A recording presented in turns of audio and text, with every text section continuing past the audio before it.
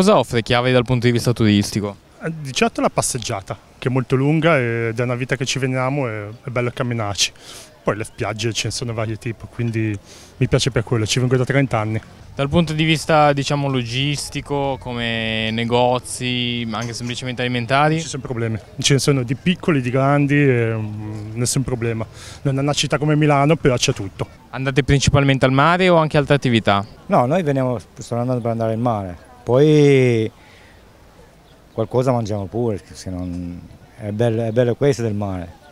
Dal punto di vista dei servizi, comunque dei commercianti? Abbastanza bene, no, abbastanza bene. Io ci vengo spesso e devo dire che è una città che offre tanto.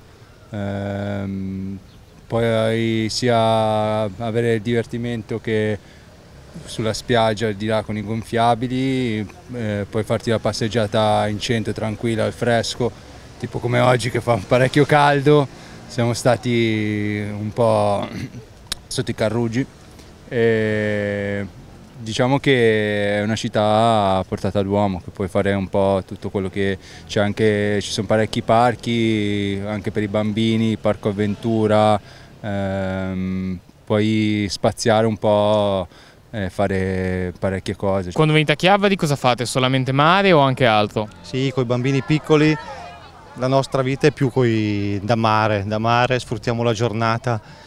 La sera la viviamo poco, anche se sappiamo che ci sono tutte queste manifestazioni, tutti questi eventi che la gente apprezza positivamente, sì.